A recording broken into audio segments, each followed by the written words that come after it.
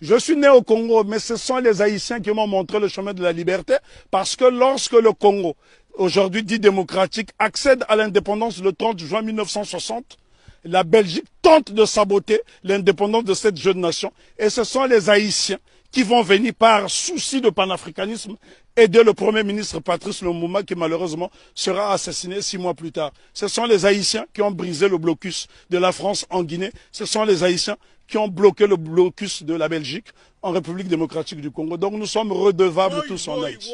N'oublions pas que Haïti sera envahi pendant 29 ans par les États-Unis d'Amérique pour punir cette nation d'avoir vaincu les Blancs. C'est Haïti qui a libéré l'Amérique latine avec Simon Bolivar, et encore lorsqu'on dit que c'est Haïti qui a libéré, ce n'est qu'une partie d'Haïti, puisqu'à cette époque, Haïti était divisé en deux.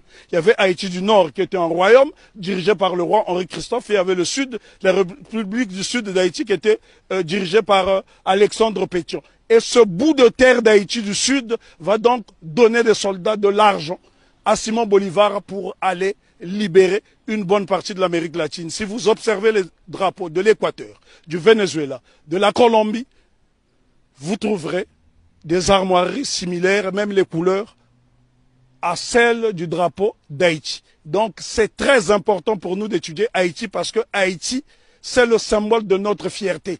Et les gens dans la Caraïbe doivent intégrer cette notion. Si les Haïtiens n'avait pas lancé ce slogan « Coupé tête boulet caille » qui a fait trembler le monde entier, ben, probablement que l'abolition de l'esclavage aurait eu lieu peut-être plus tardivement. Est-ce que tu peux nous donner des exemples de pays? Parce que là, on est en direct. L'exemple que je peux vous donner. Quel pays a été aidé par Haïti?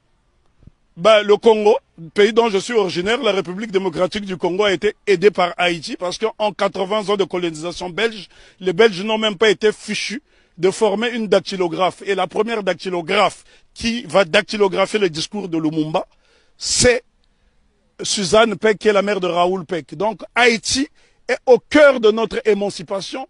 Haïti a aidé l'Éthiopie, Haïti a aidé la Grèce de se libérer. Là, je vous parle de l'Europe. Haïti a aidé la Guinée. Haïti a toujours été au cœur de notre lutte.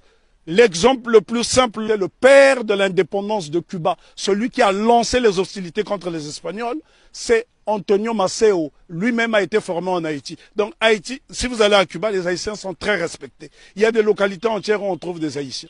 Il n'y a que dans la Caraïbe francophone où on voit ce mépris.